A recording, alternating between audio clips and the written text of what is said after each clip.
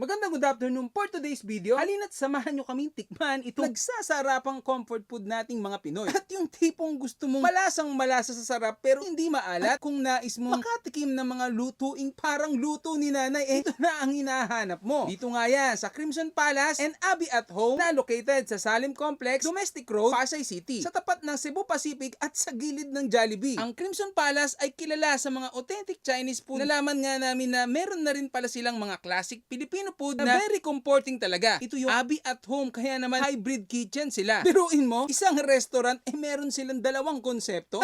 At pagpasok nga namin dito, napaka-relaxing ng vibes, very cozy, very homey while enjoying the delicious food. Kaya naman nag-order na nga kami ng kanilang sisig na very patty, may light smoky flavor at may konting tamis dahil sa sibuyas. Bulalo steak na sobrang lambot, kusan ang humihiwalay ang buto sa laman, sa kanilang gravy na creamy, buttery ang lasa na hindi maalat. Sinigang na baboy na talaga namang akala mo luto ni nanay. Balansing asim, balansing alat. Kapag lunok mo hahanapin mo ang sabaw na napakalinamnam. Bangus na hindi tinipid sa toppings, fresh tomatoes and onion with salted egg. Pinoy na Pinoy talaga, di ba?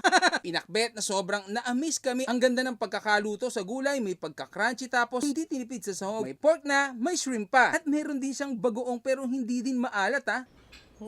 Grabe, dami sibuyas. Tignan natin. Siyempre, masarap yan sa rice. Very fatty, tapos light lang yung lasa niya. Manamis-namis dahil ang daming sibuyas. Ayan, sobrang lambot.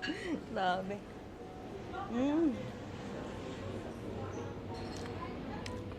Napaka-solid nito. Ang sarap. Pati nung gravy sauce, ang sarap ulam. Lagay din natin sa kanin. Siyempre, lalagyan natin ng gravy na masarap.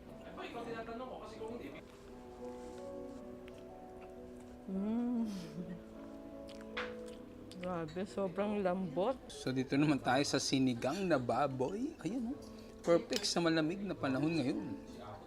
Tikman na natin yung napakagandang cut nila ng sinigang na baboy. So syempre isasabay na natin sa kanin yan. Sarap ng sabaw nila. Malinamnam pero hindi maalat.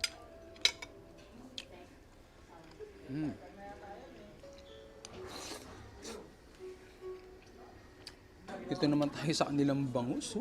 Pinoy na Pinoy. Ganito yung mga luto ng Pinoy. Sabay natin sa kanin. Pinoy Pakbet na ang daming laman. Siyempre sabay natin sa kanin yan. May pork, may gulay, may seafood, kompleto.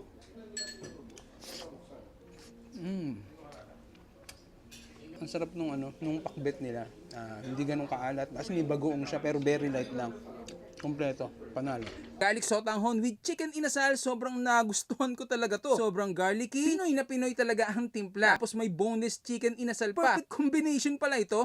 At dahil kilala nga sila sa kanilang mga authentic Chinese food, sinubukan din namin yung kanilang fried oyster in XO sauce. May pagka-spicy, ang sarap papakin, sumasabog ang flavor sa bibig. Dahil yung XO sauce pala gawa sa dried seafood chilies, kaya naman panalo talaga. At pinartneran din namin yan hot and sour soup na pagka-savory, tangy, and light spicy. Malapot ang sabaw at talaga naman perfect sa tag-ulan. So yun ang hapon sa mga gustong magpunta dito, open sila ng 11 AM to 10 PM. Everyday yan for dine-in and take out. So paano? Hanggang dito na lang. Alam.